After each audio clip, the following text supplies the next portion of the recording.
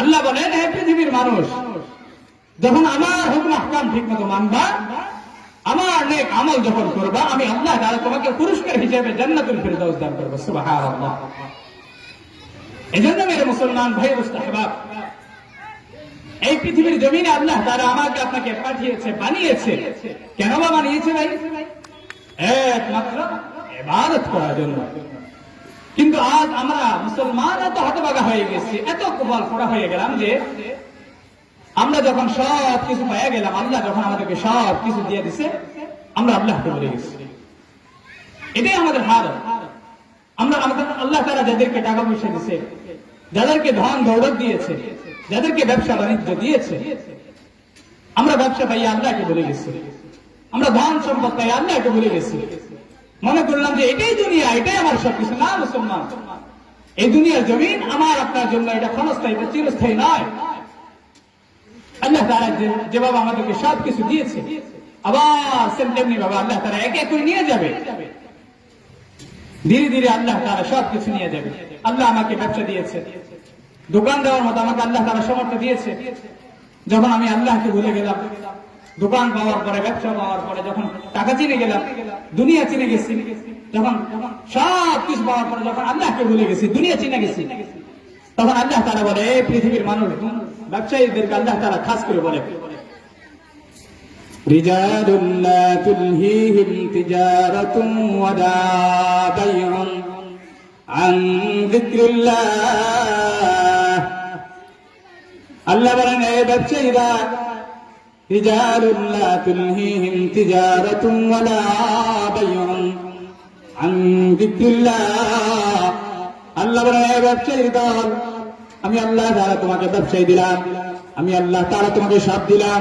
ব্যবসা ভাইয়া বান্দা, আমি আল্লাহর জিকির থেকে ভুলে যাও না, আমি আল্লাহ তাআলার জিকির থেকে গাফিল হইও না। আল্লাহ বলেন, রিজালুন লা তুলহিহিম তিজারাতুন ওয়ালা বাইউন আন যিকরিল্লাহ ওয়া ইকামিস সালাহ ওয়া ইতাইজ যাকাত ইয়াখাফুনা ইয়াওমান তাতাকাল্লাবু ফীহিল কুলুব ওয়াল আবসার। রব্বুল আলামিন বলেন, হে ব্যবসায়ী দল, দুনিয়ার জমিনে এমন কিছু ব্যবসায়ী থাকবে যারা দুনিয়ার জমিনে ব্যবসা পাওয়ার পরেও এরা নামাজ থেকে গাফিল হবে না। 2 নম্বর, এরা যাকাত থেকে গাফিল হবে না। 3 নম্বর, এরা সার হালত আমি আল্লাহ তাআলাকে ভয় করবে। ইকামিস সালাহ, 1 নম্বর, এরা আমার হার হালতে জিকির করবে, হার হালতে এরা নামাজ আদায় করবে। ওয়া ইকামিস সালাহ ওয়া ইতাইজ যাকাত, 2 নম্বর হলো এরা সব সময় রমজান মাস আসলে বছরের যাকাত গুলো গুনে আদায় করে দিবে। 3 নম্বর, ইয়াখাফুনা ইয়াওমান তাতাকাল্লাবু ফীহিল কুলুব। দুনিয়ার জমিনে এমন কিছু ব্যবসায়ী থাকবে, এদের ভিতরে হার হালতে আমি আল্লাহ তাআলার ভয় কাজ করবে। এই আয়াতের পরিপ্রেক্ষিতে আবার আল্লাহ তাআলা আরেক আয়াতে বলে, يا أيها الذين آمنوا لا تلهكم أموالكم ولا أولادكم عن ذكر الله। আল্লাহ বলেন, হে ইমানদাররা, আল্লাহ কত সুন্দর করে বলেন, ইয়া আইয়ুহাল্লাযীনা আমানু, হে ইমানদাররা, লা তুলহিকুম আমওয়ালুকুম ওয়ালা আওলাদুকুম আন যিকরিল্লাহ। আল্লাহ বলেন, তোমরা ব্যবসা পাওয়ার পরে, ছেলে সন্তান পাওয়ার পরে, আওলাদ আত্মীয় স্বজন পাওয়ার পরে, মানুষ আমি আল্লাহর থেকে জিকির থেকে গাফিল হইও না। লা তুলহিকুম আমওয়ালুকুম ওয়ালা আওলাদুকুম আন যিকরিল্লাহ। বান্দা, সব কিছু পাওয়ার পর আমি আল্লাহর জিকির থেকে গাফিল হইও না। আজ অনেক মানুষ আছে, অনেক দোকানদার আছে, ব্যবসা পাওয়ার পর আল্লাহর জিকির থেকে গাফিল হয়ে গেছে।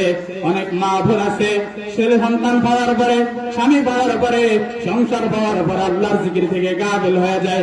সংসারের কারণে তাদের নামাজ বাদ চলে যায়, সংসারের কারণে তাদের এভাবে আল্লাহ তাআলার জিকির থেকে গাফিল হয়ে যায়। ছেলে সন্তান পাওয়ার পরে, ছেলে সন্তানের কারণে তারা নামাজ থেকে গাফিল হয়ে যায়, জিকির থেকে গাফিল হয়ে যায়, কোরআন তেলাওয়াত থেকে গাফিল হয়ে যায়, তাসবিহ তাহলিল থেকে গাফিল হয়ে যায়।